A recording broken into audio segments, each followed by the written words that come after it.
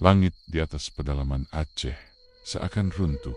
Bukan lagi tetesan air yang turun, melainkan tirai cair yang menghantam bumi tanpa ampun selama 72 jam terakhir. Hutan lindung yang biasanya hijau menenangkan, kini berubah menjadi monster kelabu yang meraung, memuntahkan segala isinya ke hilir. Di tengah kekacauan elemen itu, sebuah perahu karet berwarna oranye menyala satu-satunya warna cerah di tengah kegelapan lembah berjuang melawan arus sungai Krueng yang mengamuk. Rian mencengkeram sisi perahu dengan buku-buku jari memutih. Anggota senior Basarnas itu menyipitkan mata, berusaha menembus pekatnya hujan yang menghalangi pandangan.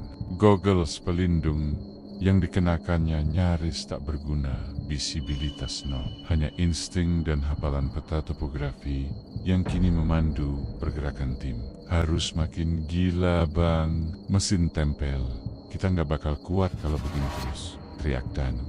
Juniornya yang duduk di buritan memegang kemudi. Suaranya nyaris tenggelam ditelan gemuruh air yang menghantam bebatuan cadas. Rian menoleh ke belakang. Wajah Danu pucat pasi, bibirnya gemetar.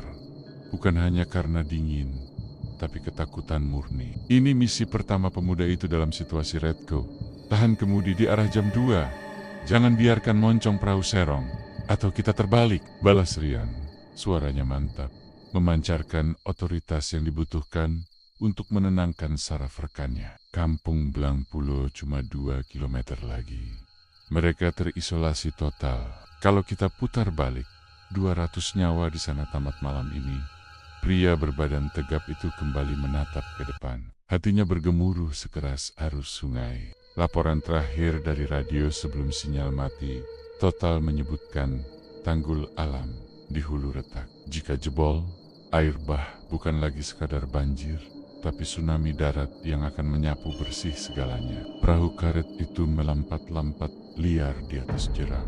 Setiap kali lambung perahu menghantam permukaan air, guncangannya terasa hingga ke tulang ekor. Di kiri kanan mereka, pohon-pohon besar tumbang akar-akarnya mencuat ke udara seperti tangan raksasa yang memohon pertolongan sebelum akhirnya terseret arus coklat pekat yang membawa lumpur, batu, dan potongan kayu gelondongan.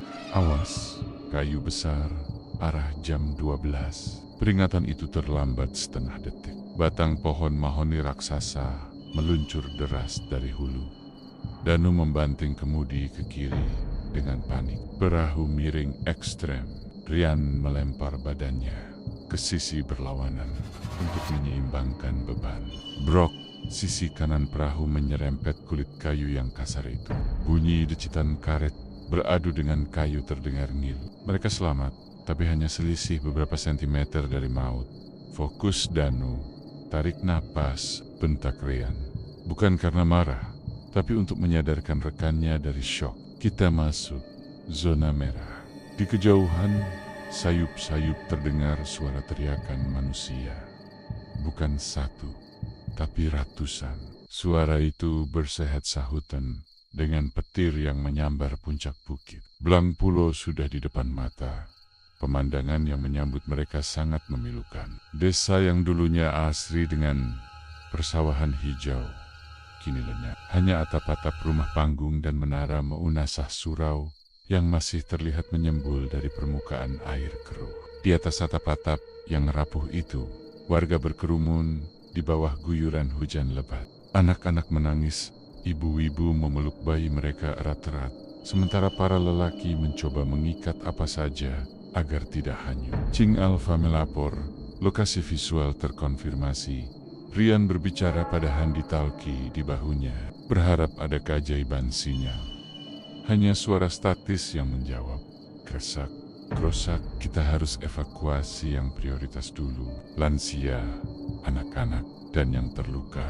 Perintah Rian sambil memberi isyarat tangan agar Danu mendekatkan perahu ke atap sebuah rumah yang posisinya paling rendah dan nyaris tenggelam. Arus di sela-sela rumah sangat deras dan penuh pusaran jebakan.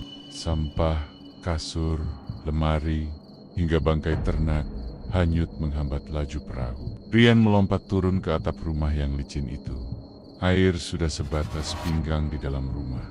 Pak, Bu, tenang, satu persatu jangan berebut. Rian merentangkan tangan, menahan dorongan massa yang panik melihat kedatangan penyelamat. Seorang wanita tua dengan kaki diperban, didorong ke depan oleh warga. Rian dengan sigap menggendong wanita itu, memindahkannya ke perahu karet. Berat badan nenek itu terasa ringan sekali, seolah tulang belulang belaka.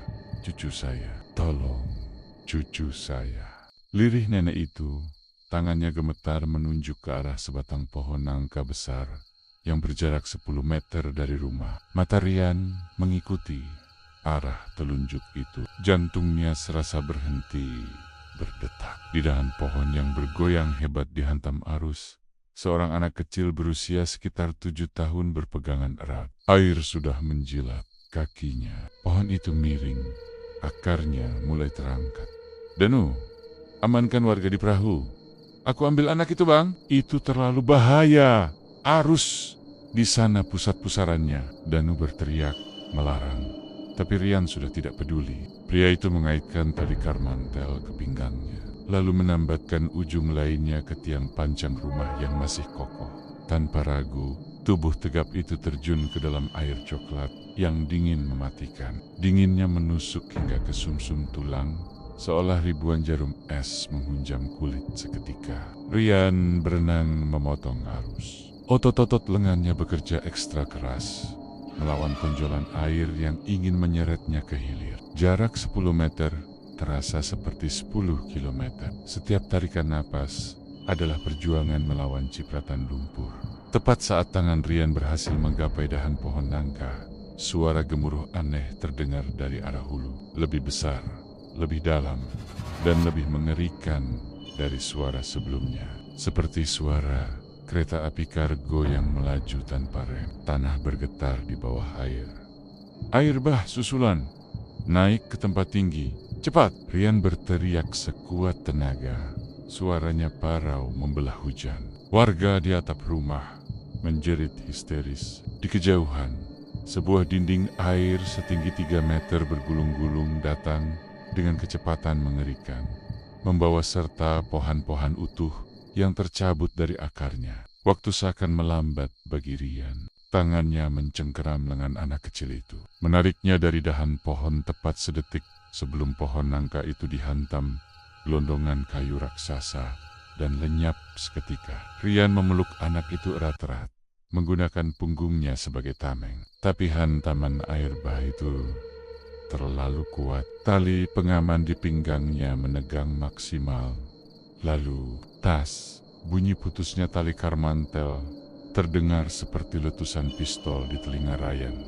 Dunia berputar, gravitasi hilang. Rian dan bocah itu terlempar, ditelan oleh mulut raksasa berwarna coklat pekat. Gelap, dingin, dan sunyi yang memekakkan telinga. Tidak ada atas, tidak ada bawah. Yang ada hanyalah kekacauan cair yang memutarbalikkan isi perut. Tubuh Rian terbanting-banting di dalam mesin cuci raksasa milik alam. Lumpur pekat menyumbat hidung dan mulut, memaksa paru-paru berteriak meminta oksigen yang tak kunjung datang. Dalam kegelapan air yang keruh, benda-benda keras menghantam tubuhnya bertubi-tubi. Ranting, batu, puing bangunan. Sebuah benda tumpul menghajar bahu kiri Rian dengan keras, mengirimkan sinyal rasa sakit yang menyengat hingga ke leher, membuat lengan kirinya mati rasa seketika. Namun, insting purbanya menolak menyerah. Lengan kanannya masih mendekap erat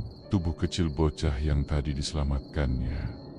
Jangan lepas. Apapun yang terjadi, jangan lepas. Mantra itu berulang-ulang di kepalanya, menjadi satu-satunya fokus yang menjaga kesadarannya tetap menyala di ambang pingsan.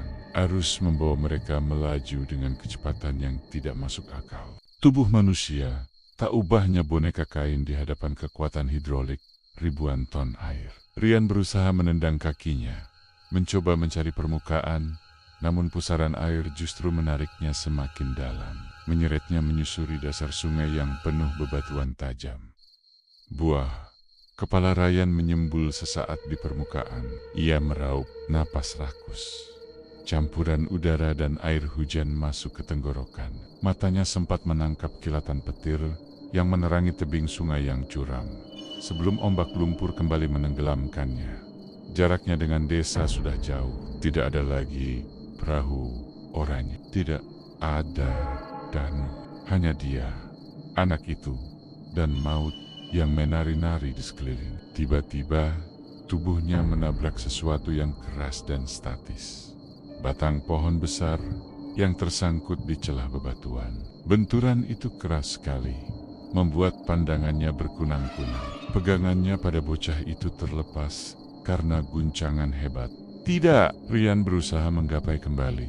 Jari-jarinya menyentuh baju anak itu sekilas, tapi arus terlalu licin. Bocah itu terseret menjauh, menghilang di balik buih putih yang ganas. Rasa putus asa menghantam Ryan, lebih keras daripada batu kali manapun. Ia mengabaikan rasa sakit di sekujur tubuh, memaksakan diri melepaskan pegangan dari batang pohon penyelamat, dan kembali membiarkan dirinya hanyut demi mengejar anak itu.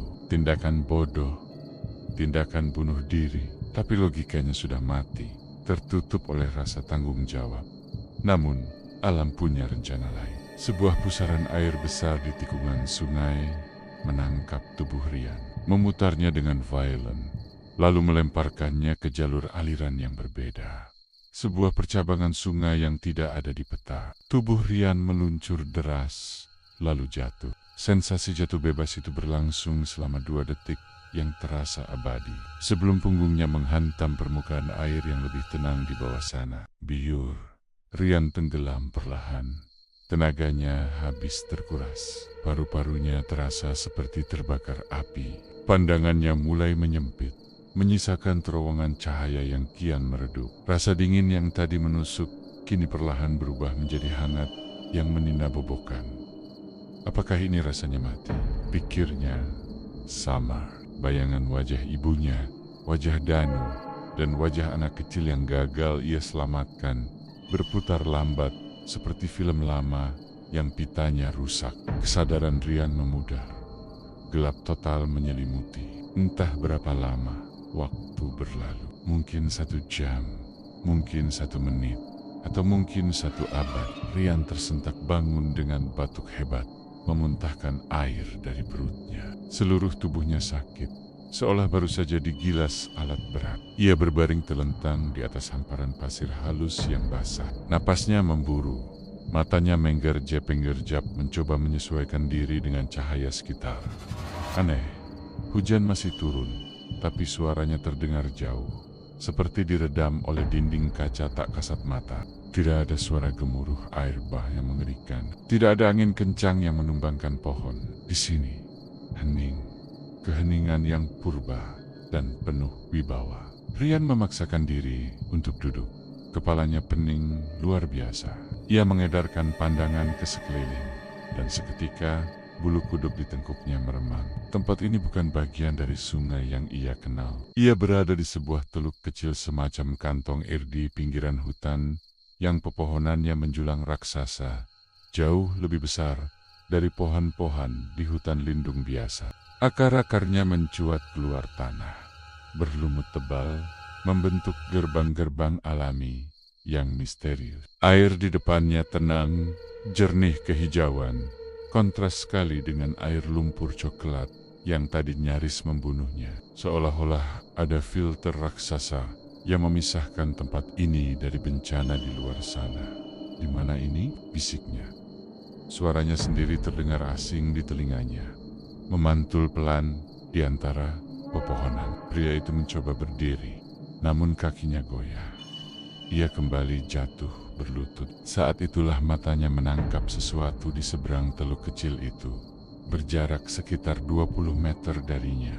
Kabut tipis perlahan menyingkir, memperlihatkan sosok yang berdiri tegak di atas permukaan air.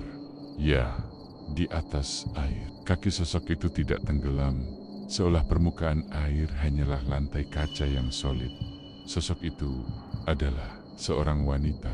Ryan menahan napas, mengira dirinya berhalusinasi akibat hipoksia kekurangan oksigen di otak. Ia mengucek mata, berharap bayangan itu hilang. Tapi wanita itu tetap di sana. Wanita itu cantik, luar biasa, dengan kecantikan yang tidak wajar. Kulitnya seputih pualam, bersinar samar di bawah langit yang mendung. Ia mengenakan pakaian adat Aceh zaman dulu, baju kurung berwarna hitam dengan sulaman benang emas yang rumit di bagian leher dan lengan, serta songket merah marun yang melilit pinggangnya. Di kepalanya tersemat hiasan emas yang berkilauan redup, menahan rambut hitam panjangnya yang tergerai indah. Yang paling aneh adalah, meskipun hujan turun deras di sekeliling hutan, wanita itu kering total. Tak setetes air pun menyentuh kain sutra yang dikenakannya. Mata wanita itu menatap tajam ke arah Rian. Tatapan yang bukan berasal dari dunia manusia. Tatapan itu setua hutan ini menyimpan kesedihan, kemarahan, sekaligus keagungan yang membuat Rian merasa sangat kecil. Rian ingin bicara, ingin bertanya, tapi lidahnya keluh. Aura di sekitar wanita itu menekan dadanya, memaksanya untuk tetap diam dan menunduk. Ini bukan pertemuan biasa antara korban banjir dan penduduk lokal. Insting batin Rian, bakat terpendam yang selama ini sering ia abaikan, demi logika sebagai tim SAR berteriak keras, memberitahunya satu hal: dia sedang berhadapan dengan penjaga. Wanita bunian itu perlahan melangkah maju. Kakinya membuat riak kecil yang sempurna di permukaan air, mendekat ke arah Rian yang masih terpaku di atas pasir. Tidak ada suara langkah kaki, hanya suara detak jantung Rian yang memukul-mukul gendang telinganya sendiri. Pertemuan di batas dua dunia baru saja dimulai. Jarak 20 meter itu terasa bagaikan jurang pemisah antar dimensi. Rian tidak berani bergerak. Otot-ototnya terkunci, bukan karena kram akibat berenang, melainkan oleh aura intimidasi yang memancar kuat dari sosok wanita di atas air itu. Hening. Suara hujan yang tadinya menderu di kejauhan, kini lenyap total, digantikan oleh kesunyian absolut yang menekan gendang telinga. Wanita itu tidak berjalan, namun jarak di antara mereka terkikis begitu saja. Satu kedipan mata, sosok anggun berbalut pakaian adat Aceh kuno itu masih jauh. Kedipan berikutnya, ujung selendang songket merah marunnya sudah melayang pelan, hanya sejangkauan tangan di depan wajah Rian. Aroma melati dan kemenyan menyeruak tajam, mengalahkan bau lumpur dan amis sungai. Rian mendongak, menatap wajah yang seakan terbuat dari cahaya rembulan itu. Cantik, namun mematikan. Matanya hitam kelam tanpa bagian putih, menyerupai sumur tanpa dasar yang menyimpan ribuan tahun sejarah hutan ini. Tidak ada rasa takut di hati Rian lagi. Yang tersisa hanya rasa takjub yang melumpuhkan logika. Kau mencari nyawa yang hilang.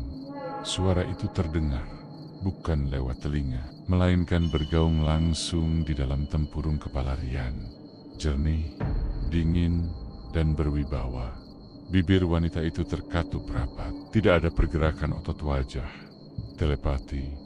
Rian mencoba membuka mulut, ingin menanyakan nasib anak kecil yang terlepas dari genggamannya tadi. Namun suaranya tercekat di tenggorokan. Anak itu selamat. Harus memuntahkannya ke dahan beringin tua. Suara di kepalanya kembali menjawab pertanyaan yang bahkan belum sempat terucap. Tapi kau seharusnya sudah mati di tikungan sungai tadi. Sang penjaga hutan menunduk sedikit. Tatapan mata hitam itu memindai jiwa Rian, menelanjangi setiap dosa, ketakutan, dan keberanian yang tersembunyi di lubuk hati anggota SAR tersebut. Manusia datang membawa mesin, menebang tiang penyangga langit, melukai perut bumi. Lanjut suara itu. Nadanya kini bergetar, menahan amarah yang purba. Air di sekitar kaki wanita itu mulai bergolak, memunculkan buih-buih panas.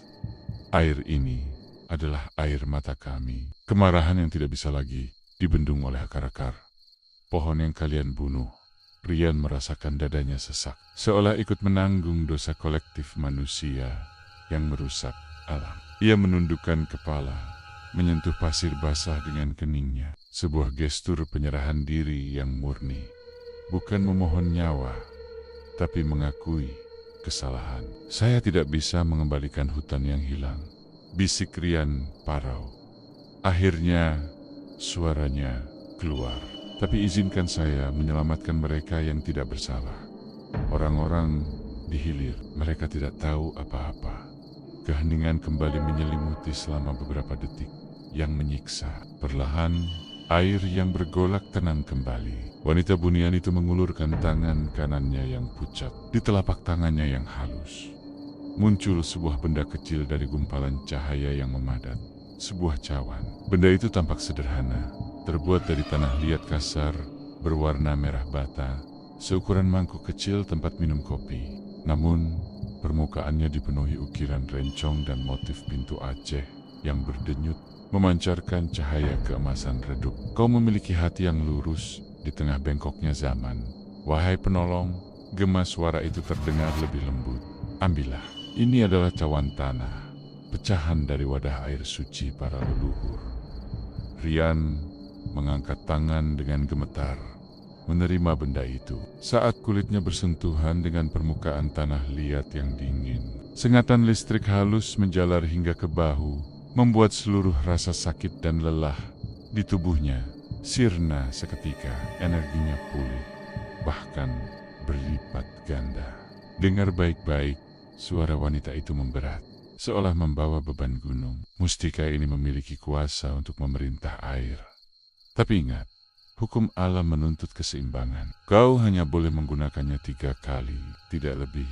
Sang wanita mendekatkan wajahnya. Mata hitamnya menatap lurus ke manik mata Ryan. 1 kali untuk menolong, 2 kali untuk melindungi. Dan jika kau berani menggunakannya untuk yang ketiga kali, nyawamu adalah bayarannya. Keseimbangan harus terjaga. Rian menggenggam cawan itu erat-erat. Pesan itu terukir permanen dalam ingatannya. Saya mengerti. Pergilah, air bah yang lebih besar sedang dikumpulkan di hulu. Waktumu sedikit. Wanita itu mundur selangkah. Kabut tebal tiba-tiba muncul dari permukaan air, berputar mengelilingi tubuhnya. Sosok anggun itu mulai memudar, menyatu dengan uap air dan rintik hujan, meninggalkan Rian sendirian di tepi dimensi yang mulai runtuh. Tunggu, siapa namamu? Teriak Rian pada kabut yang menelan sosok itu. Sebuah bisikan terakhir berhembus bersama angin, menyapu telinga Rian sebelum kesadarannya ditarik paksa. Meyutia, sensasi damai itu pecah berkeping-keping.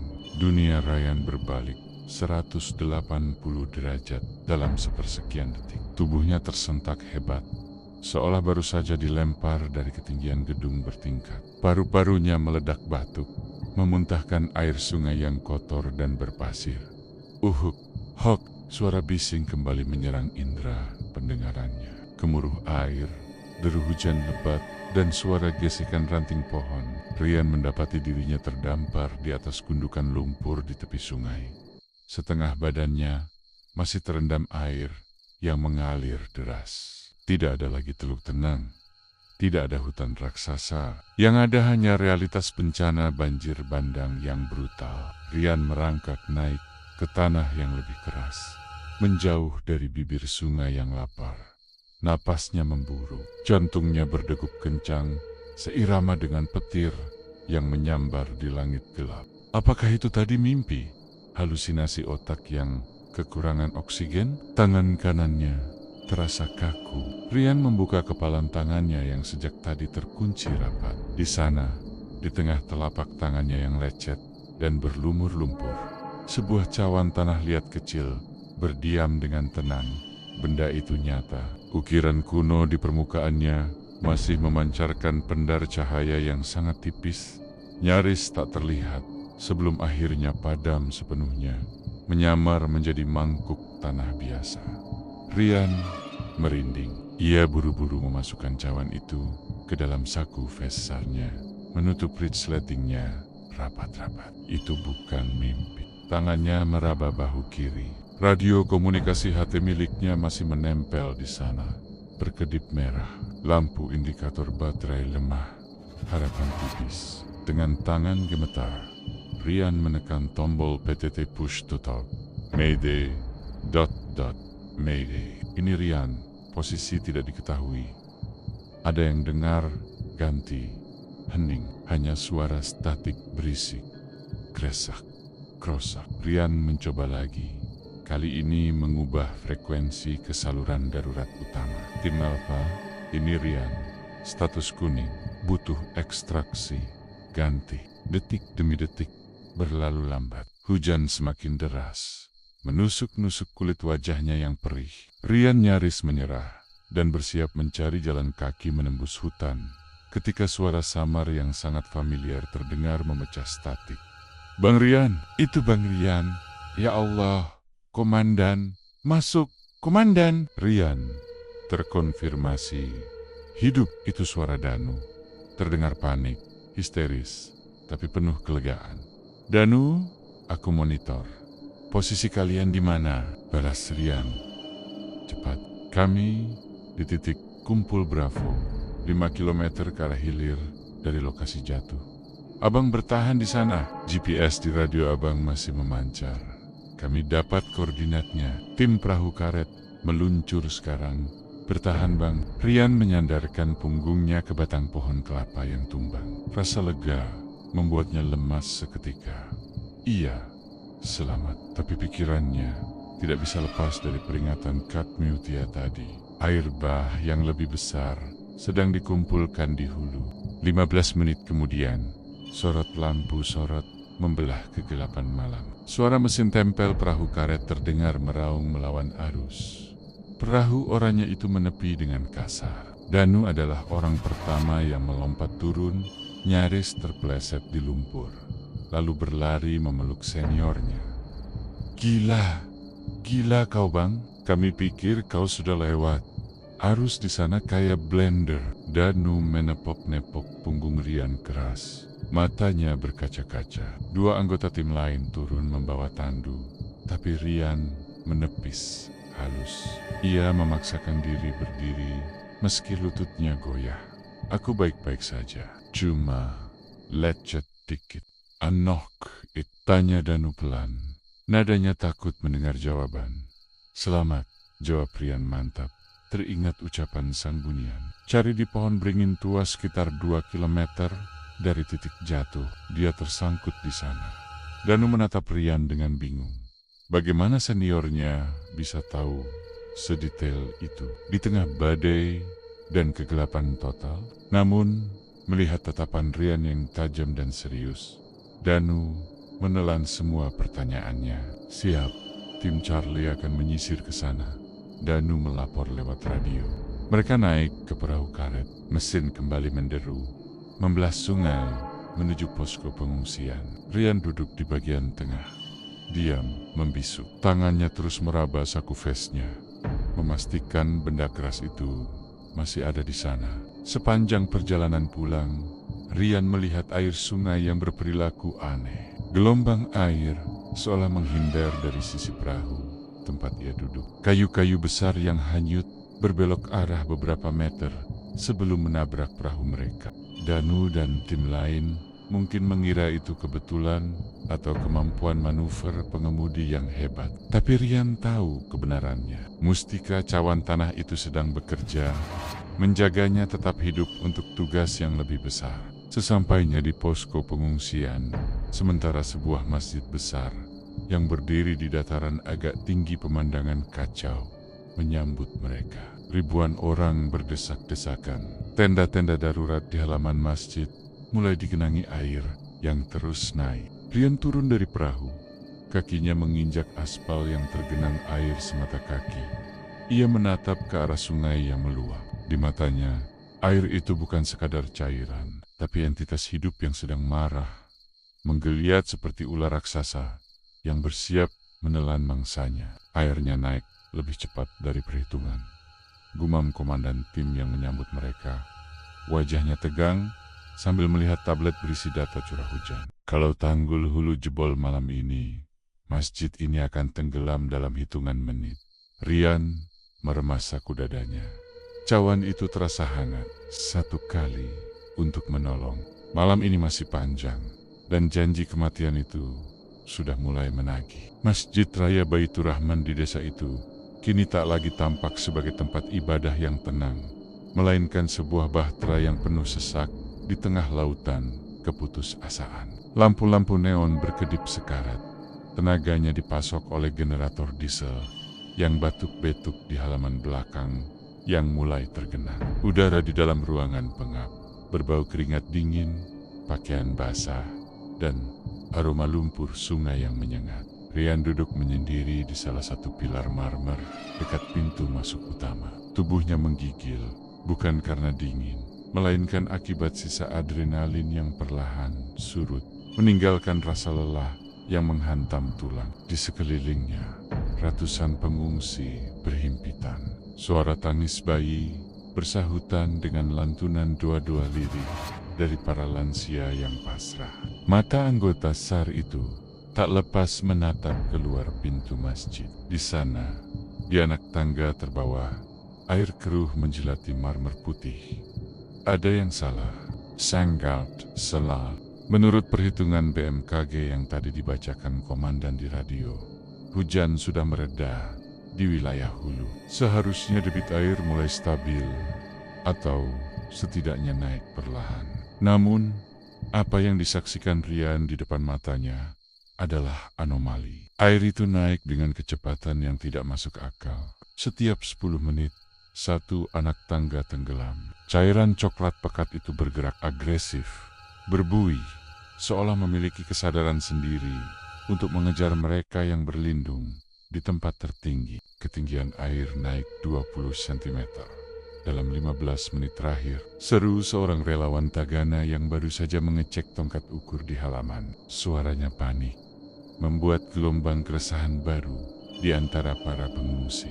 Rian meraba saku vesnya. Jarinya menyentuh permukaan kasar cawan tanah liat itu. Benda itu terasa hangat, kontras dengan udara malam yang membeku. Apa benar ini benda sakti? Atau hanya halusinasi otak yang gegar? Keraguan menyelimuti benak pria itu. Sebagai orang yang bekerja dengan logika, data, dan prosedur keselamatan, mempercayai takhayul di tengah bencana adalah resep kematian. Namun, ingatan tentang wanita bunian bernama Meutia itu terlalu nyata. Aroma melatinya, tatapan mata hitam tanpa putih itu, dan sensasi listrik saat menerima cawan ini. Rian butuh bukti. Ia bangkit, membelah kerumunan manusia yang sedang berebut jatah nasi bungkus, menuju ke sisi samping masjid area tempat wudhu yang posisinya lebih rendah dan kini sudah setengah tenggelam. Di sana, sepi dan gelap. Hanya cahaya petir sesekali yang menerangi permukaan air yang bergolak pelan. Air sudah merendam keran-keran wudhu. Rian berjongkok di batas kering terakhir. Jantungnya berpacu kencang. Tangannya gemetar saat mengeluarkan cawan kecil itu dari saku. Kalau kau memang nyata, tunjukkan, bisiknya pada benda mati itu. Perlahan, Rian mendekatkan cawan itu ke permukaan air keruh yang menggenang di depannya. Reaksinya instan dan mengerikan. Saat bibir cawan itu menyentuh permukaan air, cairan keruh itu mendesis seperti minyak panas yang disiram air. Bukan uap panas yang keluar, melainkan hawa dingin yang menusuk. Air di sekitar cawan itu mundur. Rian terbelalak. Cairan itu tidak sekadar surut karena gaya tolak, tapi benar-benar membelok, melengkung menjauhi cawan, seolah ketakutan. Terbentuk sebuah ruang kosong berbentuk setengah lingkaran di sekitar tangan Rian, di mana air tertahan oleh dinding tak kasat mata. Bahkan lumpur yang melayang di dalam air terdorong menjauh, menyisakan air jernih di dekat cawan. Benda itu bergetar halus di tangan Rian, memancarkan denyut yang merambat naik ke lengan, mengirimkan pesan tanpa kata. Aku siap diperintah. Astaga. Rian menarik tangannya cepat-cepat. Begitu cawan menjauh, air keruh itu kembali menerjang masuk, mengisi ruang kosong tadi dengan suara glok yang rakus, seolah marah karena sempat diusir. Rian memasukkan kembali mustika itu ke sakunya dengan napas memburu. Keraguannya lenyap tak bersisa, digantikan oleh teror jenis baru. Dia memegang kunci untuk mengendalikan bencana ini. Namun beban tanggung jawabnya terasa jauh lebih berat daripada puing beton manapun yang pernah ia angkat. 3 kali, hanya 3 kali, suara langkah kaki berat terdengar di belakangnya. Rian menoleh cepat, siap menyembunyikan rahasianya. "Rian, ngapain kau di situ?" Gelap-gelapan kayak orang stres. Danu berdiri di ambang pintu penghubung, menyorotkan senter ke wajah seniornya. "Komandan panggil, rapat darurat. Situasi memburuk. Tanggul Hulu statusnya kritis." Rian berdiri, wajahnya keras dan penuh tekad. Tatapannya bukan lagi tatapan korban yang bingung, melainkan tatapan seorang prajurit yang baru saja menerima senjata pamungkas. "Ayo," jawab Rian singkat. "Kita harus pindahkan orang-orang ini." Sekarang, ruangan takmir masjid itu berubah menjadi pusat komando yang kacau. Peta topografi desa tergelar kusut di atas meja kayu jati, ditindih oleh jelas-jelas kopi plastik dan radio komunikasi yang terus memuntahkan laporan statis. Komandan SAR, Pak Prasetyo, berdiri dengan wajah merah padam. Urat lehernya menonjol saat berdebat dengan kepala desa melalui telepon satelit yang sinyalnya timbul tenggelam. "Tidak bisa, Pak. Truk evakuasi tidak bisa masuk. Jembatan utama putus 5 menit yang lalu. Kita terjebak." Pak Prasetyo membanting gagang telepon ke meja, lalu menatap tim intinya yang berkumpul mengelilingi meja, termasuk Rian dan Danu. Dengar semuanya. Suara komandan berat dan serak. "Skenario terburuk terjadi. Kita terisolasi. Air terus naik. Estimasi saya, 2 jam lagi lantai utama masjid ini akan terendam setinggi 1 meter. Kita harus naik ke atap atau menara masjid. Itu bunuh diri." "Dan," potong Rian tiba-tiba. Suaranya tenang namun tajam, membelah kepanikan ruangan. Semua mata tertuju padanya. Rian melangkah maju, jarinya menunjuk ke satu titik di peta. Sebuah area hijau tua di belakang desa yang konturnya menanjak curam. "Kita harus evakuasi ke Bukit Larangan sekarang juga," kata Rian tegas. Pak Prasetyo mengerutkan kening, menatap Rian seolah anak buahnya itu baru saja kehilangan akal sehat. "Bukit Larangan, Rian, kau sadar medannya? Itu hutan rimba, curam, tanahnya labil. Membawa 1000 pengungsi yang terdiri dari lansia dan balita ke sana di tengah badai malam hari. Itu sama saja menyetor nyawa. Masjid ini yang akan jadi kuburan massal." "Dan," balas Rian, tidak gentar, "air ini bukan banjir biasa. Arusnya mengejar. Saya sudah melihatnya sendiri di bawah. Kita butuh ketinggian ekstrem, bukan sekadar atap bangunan. Kita berpegang pada data," bentak komandan. Jarinya mengetuk tablet yang menampilkan grafik curah hujan. "Struktur masjid ini beton bertulang, paling aman dari hantaman kayu gelondongan. Di bukit, risiko longsor 90%. Logikanya di mana, Rian?" "Logika sudah mati sejak air naik melawan gravitasi." Rian meninggikan suara, emosinya terpancing. Ia ingin sekali mengeluarkan cawan tanah itu dan menunjukkannya, tapi instingnya melarang. Mereka tidak akan mengerti. Mereka akan menganggapnya gila atau malah menyita benda itu. "Cukup!" sebuah suara tua namun berwibawa menghentikan perdebatan itu. Dari sudut ruangan, seorang pria tua kurus berpeci putih bangkit dari duduknya. Itu Pak Harun, sesepuh desa yang sangat dihormati. Meski tubuhnya ringkih, sorot matanya tajam. Ia berjalan perlahan, mendekati Rian. Pak Harun tidak melihat peta. Ia melihat saku dada kiri Rian. Mata tua itu membelalak sedikit. Hidungnya mengendus samar, menangkap aroma yang tidak tercium oleh orang lain. Aroma tanah basah purba dan bunga melati, hutan. "Nak Rian benar," kata Pak Harun pelan. Namun seluruh ruangan mendadak hening. "Pak Harun, tolonglah rasional," keluh komandan frustrasi. "Jangan tambah kepanikan warga dengan mistis-mistis. Ini bukan mistis, Pak Komandan. Ini tanda alam. Pak Harun menatap tajam Prasetyo, lalu beralih ke Rian. Saya melihat cahaya di dada Munah. Cahaya yang sudah ratusan tahun tidak terlihat di tanah ini. Rian tersikat. Pak Harun tahu. Tetua itu memegang lengan Ryan. Cengkramannya kuat. Kau bertemu Pokat, penjaga hutan. Bisiknya nyaris tak terdengar. Rian hanya mengangguk kaku. Pak Harun berbalik menghadap komandan. Saya akan membawa warga yang mau ikut naik ke Bukit Larangan. Siapa yang percaya pada saya, ikut. Siapa yang percaya pada beton ini, silakan tinggal.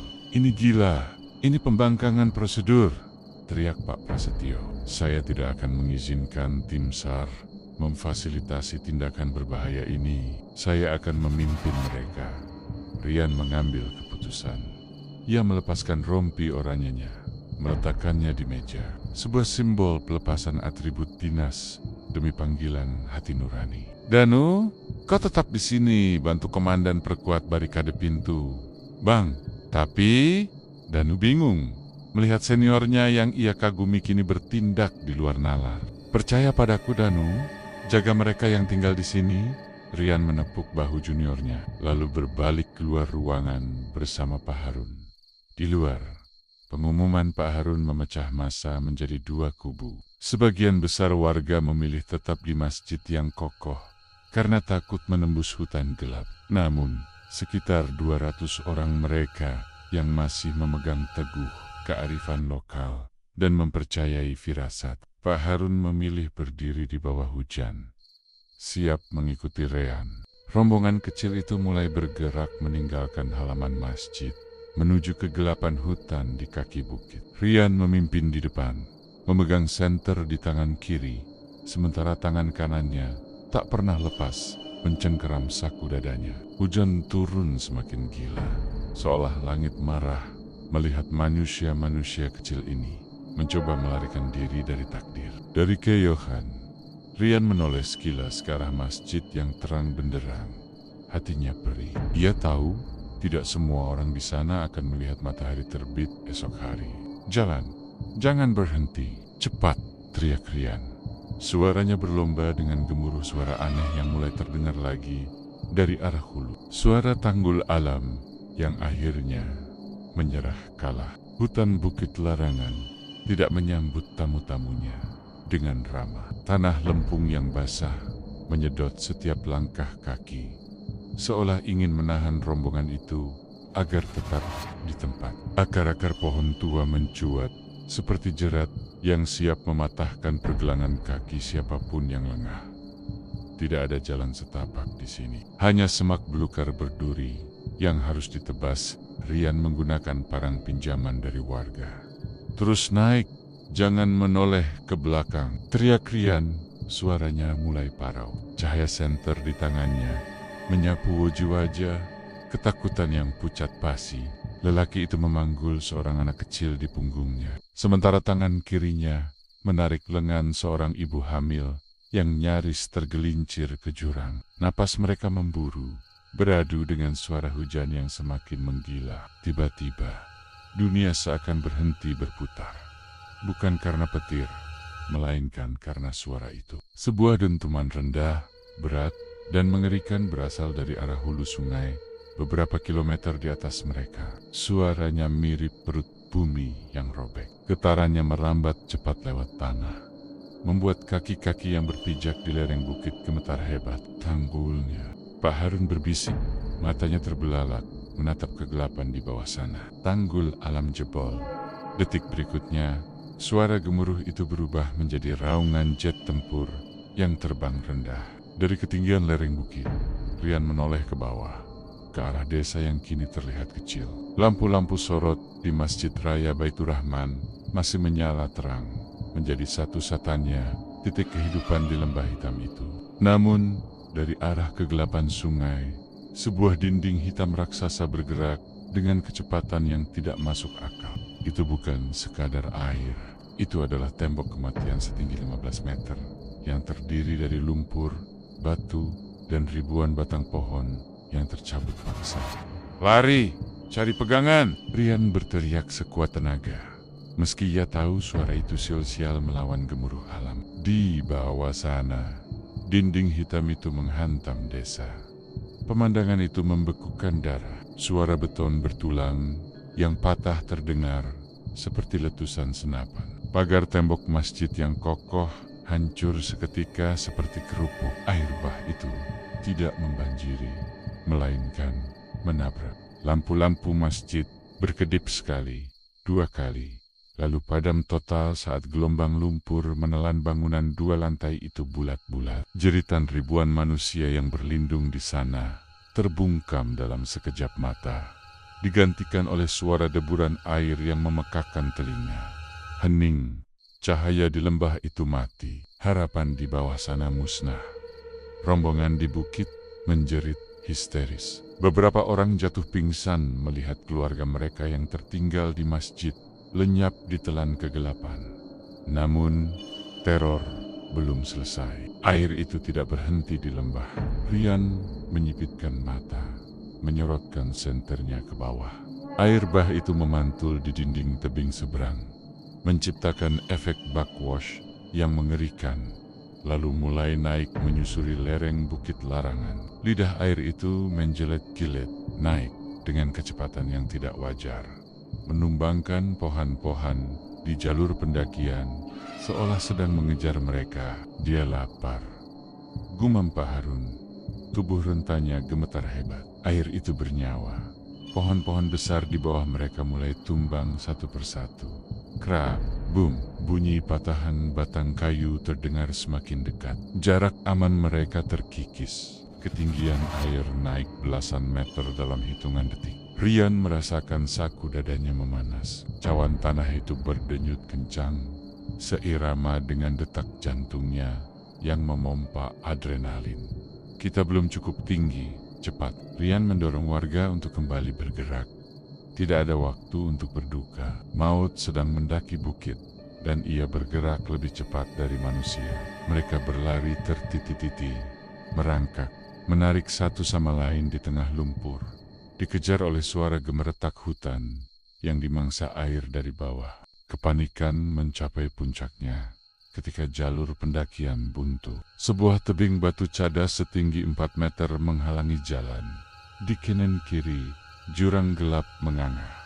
Buntu, kita tamat, jerit seorang pemuda, putus asa. Di bawah, air bah sudah mencapai titik 100 meter dari posisi mereka. Gemuruhnya membuat telinga berdenging, tapi ancaman sebenarnya justru datang dari atas. Hujan yang mengguyur tanpa henti selama 3 hari telah menjenuhkan tanah di puncak bukit. Getaran hebat akibat hantaman air bah di lembah tadi menjadi pemicu terakhir yang dibutuhkan gravitasi. Kritek, suara tanah retak terdengar dari atas tebing batu. Rian mendongak, menyorotkan senter ke atas, jantungnya mencelos. Bongkahan tanah raksasa bercampur batu dan pepohonan di atas tebing itu mulai meluncur turun. Longsor. Mereka terjepit. Di bawah ada air bah yang mengejar. Di atas ada ribuan ton lumpur yang siap mengubur hidup-hidup. Tidak ada jalan lari. Jeritan warga bersehet sahutan, menyebut nama Tuhan, memeluk anak-anak mereka untuk terakhir kalinya. Waktu melambat bagi Rian. Logika manusiawinya mengatakan ini adalah akhir. Tidak ada prosedur SAR yang bisa menyelamatkan 200 orang dari himpitan longsor dan banjir sekaligus. Tapi tangannya bergerak sendiri. Rian merogoh saku vestnya, mengeluarkan cawan tanah yang kini berpendar merah redup. Ia teringat peringatan Miutia. 1 kali untuk menolong, 2 kali untuk melindungi. Penggunaan pertama sudah ia lakukan di kolam wudu, masjid tes kecil yang membuktikan segalanya. Ini adalah kali kedua, kesempatan terakhir sebelum nyawanya menjadi taruhan. Mundur, semua merapat ke dinding tebing. Cepat, perintah Ryan. Suaranya memiliki wibawa yang asing, membuat orang-orang menurut tanpa bertanya. Warga menyusut ke sudut tebing. Rian berdiri paling depan, sendirian, menghadap ke arah longsoran yang datang menderu seperti kereta api lepas kendali. Lelaki itu mengangkat cawan tanah liat itu tinggi-tinggi di atas kepalanya. "Berhenti!" teriakan Rian bukan sekadar suara, melainkan ledakan energi yang keluar dari paru-parunya. Saat gelombang tanah longsor itu berjarak tinggal semeter dari wajahnya, cawan itu meledakkan cahaya keemasan yang menyilaukan, menembus pekatnya malam. Boom! Suara benturan keras terdengar, namun bukan benturan tanah dengan daging manusia. Longsoran lumpur dan batu itu seolah menabrak kubah kaca raksasa yang tak kasat mata tepat di depan Ryan. Mustika itu bekerja. Tanah longsor itu terbelah dua. Aliran lumpur mematikan itu memecah ke sisi kiri dan kanan rombongan, melewati mereka tanpa menyentuh sehelai rambut pun. Batu-batu sebesar mobil terlempar ke samping, jatuh ke jurang, menghantam air bah di bawah sana. Rian berdiri tegak, menjadi pilar tunggal yang membelah bencana. Cahaya dari cawan itu membentuk perisai setengah lingkaran yang melindungi 200 nyawa di belakangnya. Namun, harga yang harus dibayar datang seketika. Rasa sakit yang luar biasa menghantam dada Rian. Rasanya seperti ada tangan tak terlihat yang meremas jantungnya kuat-kuat. Pembuluh darah di matanya pecah. Hidungnya mengucurkan darah segar. "Arge!" Rian mengerang tertahan. Kakinya goyah, tapi ia menolak untuk jatuh. Ia harus menahan perisai itu sampai butiran tanah terakhir lewat. 10 detik yang terasa seperti 10 tahun berlalu. Akhirnya, gemuruh dari atas berhenti. Longsoran telah lewat sepenuhnya. Cahaya cawan itu padam mendadak. Rian ambruk ke tanah berlumpur. "Rian!" Pak Harun dan beberapa warga langsung berlari menghampirinya. Pemuda itu terbatuk hebat, memuntahkan darah hitam kental ke atas tanah. Wajahnya pucat pasi seperti mayat. Keringat dingin membasahi sekujur tubuh yang menggigil. Cawan tanah itu terlepas dari genggamannya, menggelinding pelan di samping lututnya. "Jangan sentuh!" desis Rian, lemah saat seorang warga hendak memungut cawan itu. Pak Harun menahan tangan warga tersebut. "Jangan. Benda itu panasnya bukan api dunia. Hanya dia yang bisa pegang." Rian mengatur napasnya yang putus-putus. Pandangannya kabur. Ia masih hidup, tapi energinya terkuras habis. Ia bisa merasakan sesuatu yang letak di dalam dirinya nyawanya. "Kita selamat," bisik Rian, menyeka darah di bibirnya dengan punggung tangan. Di bawah mereka, air bah berhenti naik, seolah kecewa karena gagal mendapatkan mangsa dari atas. Namun, Rian tahu ini belum berakhir. Cawan itu sudah digunakan 2 kali. Tinggal 1 kali lagi, dan kali ketiga adalah kematian. Rian menatap langit kelam. Di sana, di balik awan badai, ia seolah melihat wajah Meutia menatapnya dengan kesedihan mendalam. "Keseimbangan harus terjaga, wahai penolong." Hujan berhenti mendadak, bukan reda perlahan, melainkan berhenti total seolah keran langit diputar paksa. Namun, keheningan yang menyusul jauh lebih menakutkan daripada gemuruh badai. Di ujung tebing Bukit Larangan, tanah tempat 200 pengungsi berpijak, mulai bergetar halus. Rian, yang masih terbatuk darah dalam pelukan Pak Harun, memaksa matanya terbuka. Pandangannya buram. Namun insting purbanya menangkap bahaya yang sedang merayap naik. Di bawah sana, air bah tidak surut. Sebaliknya, permukaan air hitam itu mulai berputar. Perlahan pada awalnya, lalu semakin cepat membentuk pusaran raksasa tepat di kaki bukit. Suara gluk-gluk yang mengerikan terdengar, seperti suara kerongkongan raksasa yang sedang menelan lautan. Pusaran itu tidak mematuhi hukum fisika. Ia tidak menyedot ke bawah, melainkan naik. Dinding air berputar itu meninggi, membentuk corong tornado cair yang perlahan mendaki lereng tebing, menggerus tanah dan bebatuan pondasi bukit tempat mereka berlindung. Dia datang. Pak Harun gemetar. Wajah tuanya pucat pasi menatap pusat pusaran air. Penunggu sungai marah karena mangsanya diambil dari dalam kegelapan pusat pusaran air itu. 2 titik merah menyala, muncul sepasang mata. Bukan mata manusia, bukan mata hewan. Itu adalah mata amarah alam yang terkondensasi menjadi wujud bayangan hitam pekat, meliuk-liuk di dalam dinding air yang berputar. Sosok bayangan itu meraung tanpa suara. Angin dingin berhembus kencang, membawa bau anyir darah dan lumpur busuk. Tanah di pinggir tebing mulai runtuh. Brok, beberapa pohon besar yang menjadi batas aman mereka terhisap masuk ke dalam corong air, hancur lebur. Dalam sekejap menjadi serbuk kayu. Jarak antara maut dan para pengungsi kini tinggal 5 meter. Jeritan putus asa kembali pecah. Tidak ada tempat lari. Di belakang mereka tebing batu buntu. Di depan mereka mulut air yang lapar. Rian melepaskan diri dari pegangan Pak Harun. Tubuhnya sempoyongan, kakinya serasa terbuat dari jeli. Namun tekad di dadanya membaja. Darah masih menetes dari hidung dan sudut bibirnya efek samping penggunaan kedua. Tangan kanannya meraba tanah, mencari benda itu, cawan tanah. Benda itu tergeletak dingin di lumpur. Saat jari Rian menyentuhnya, getaran hebat menjalar ke seluruh lengan. Cawan itu seolah menolak disentuh, memperingatkan tuannya akan kontrak mematikan yang telah disepakati 3 kali. Nyawamu adalah bayarannya, Rian menggenggamnya erat. Ia tertatih-tatih maju ke bibir tebing, berdiri sendirian menghadapi monster air yang kian mendekat. Wajahnya basah oleh keringat dingin dan darah. Rian, jangan, teriak Pak Harun, tahu apa yang akan terjadi. Tapi Rian tidak menoleh. Matanya terkunci pada sosok bayangan hitam di dalam pusaran. Di antara Rian dan monster air itu, samar-samar, kabut tipis berkumpul. Sosok Katmiutia, sang wanita bunian, bermanifestasi. Wajah cantiknya tampak sedih. Matanya berkokok-koka menatap Rian. Tidak ada kata yang terucap. Hanya sebuah anggukan pelan, sebuah penghormatan terakhir bagi jiwa yang berani.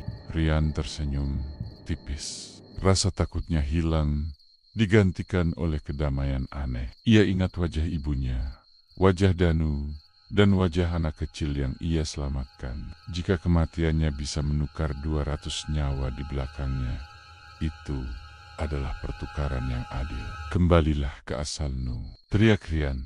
Suaranya parau namun menggema, mengatasi deru angin. Tangan kanannya yang menggenggam cawan terangkat tinggi. Sisa tenaga terakhirnya dikumpulkan di bahu. Ambil ini sebagai gantinya. Dengan satu hentakan kuat, Rian melempar cawan tanah itu lurus ke jantung pusaran air, tepat ke arah bayangan hitam yang mengauk. Waktu berhenti. Cawan kecil itu melayang di udara, berputar lambat. Saat benda itu menyentuh dinding air yang berputar, KR langit malam pecah. Bukan ledakan api, melainkan ledakan cahaya putih murni yang menyilaukan mata, meledak dari dalam air. Gelombang kejutnya menghantam Rian, melempar tubuh ringkih itu ke belakang sejauh 3 meter. Dadanya serasa dihantam palu godam. Dunia menjadi putih. Suara raungan air berubah menjadi jeritan panjang yang menyayat hati, sebelum akhirnya lenyap di telan kesunyian total. Jantung Rian berdetak 1 kali yang sangat keras, lalu berhenti. Gelap. Cahaya matahari pagi menerobos celah-celah dedaunan, jatuh hangat di atas wajah yang kotor oleh lumpur kering. Burung-burung berkicau riang, sebuah kontras yang ironis dengan pemandangan kehancuran di bawah bukit. Mata itu terbuka perlahan, berat, lengket. Rian menarik napas panjang. Udara bersih mengisi paru-parunya, membakar dada yang terasa nyeri. Ia terbatuk, tersedak, lalu menggerjap-enggorjap menatap langit biru yang cerah tanpa awan. Ia masih hidup, Bang Rian. Medis, sini cepat, ada denyut nadi. Suara teriakan histeris Danu terdengar di samping telinganya. Wajah juniornya itu muncul dalam pandangan, bengkak karena menangis. Namun kini dipenuhi keterkejutan luar biasa. Bang, kau dengar aku. Jangan tidur lagi, Bang. Bertahan. Rian mencoba bicara, tapi tenggorokannya kering kerontang. Ia hanya bisa menggerakkan jari tangan kanannya. Sakit, rasa perih yang menyengat ada di telapak tangannya. Ia mengangkat tangan itu perlahan. Di telapak tangan kanannya tercetak sebuah bekas luka bakar yang aneh. Bukan luka biasa, melainkan jaringan parut berwarna kemerahan yang membentuk pola rumit. Ukiran pintu Aceh dengan garis meliuk menyerupai aliran sungai. Luka itu permanen, tanda kontrak yang telah lunas. Rian menoleh ke samping. Pak Harun duduk bersimpuh tak jauh darinya, sedang berdoa dengan khusyuk. Melihat Rian sadar, tetua itu langsung bersujud syukur. Air mata membasahi janggut putihnya. Keajaiban, bisik Pak Harun. Sungguh Gusti Allah Maha Besar. Rian berusaha duduk dibantu oleh Danu. Ia melihat ke bawah bukit. Pemandangannya mencengangkan. Air bah yang semalam menelan lembah telah surut total, menyisakan hamparan lumpur luas dan puing-puing bangunan. Surutnya air itu tidak wajar, terlalu cepat, terlalu kering untuk banjir bandang sebesar itu. Seolah-olah tanah telah meminum kembali semua air yang dimuntahkannya cawannya. Rian berbisik, suaranya serak seperti gesekan amplas. Hilang bang, nggak ada apa-apa di sana, jawab Danu sambil menyeka ingus. Abang pingsan semalaman. Jantung abang sempat berhenti 2 menit. Tim medis bilang abang mati suri. Mati suri, nyawa dibayar nyawa, lalu dikembalikan. Rian menatap ke arah hutan di seberang lembah yang masih berkabut. Di sana, di antara pepohonan yang masih tegak berdiri, sesosok bayangan wanita berkerudung songket merah berdiri samar. Cut. Wanita bunian itu tersenyum-senyum yang tulus dan hangat. Bukan lagi senyum dingin penjaga hutan. Ia menganggukkan kepala pelan, lalu berbalik badan, berjalan menembus batang pohon besar, dan menghilang selamanya dari pandangan mata manusia. Rian memegang dadanya yang masih berdegup lemah. Aceh telah memberinya pelajaran paling brutal tentang kerendahan hati, tentang menghormati alam yang memberi hidup, sekaligus bisa mengambilnya kembali dalam sekejap mata. Ayo pulang bang, ajak Danu. Memapa seniornya berdiri. Helikopter evakuasi sudah datang. Rian mengangguk pelan. Ia melangkah tertatih meninggalkan bukit larangan, meninggalkan misteri yang terkubur di sana. Di tangannya, bekas luka ukiran itu berdenyut pelan. Sebuah pengingat abadi bahwa ia pernah menjadi perantara 2 dunia dan selamat untuk menceritakannya. Fajar di tanah Rencong hari itu terasa lebih berharga dari emas permata manapun.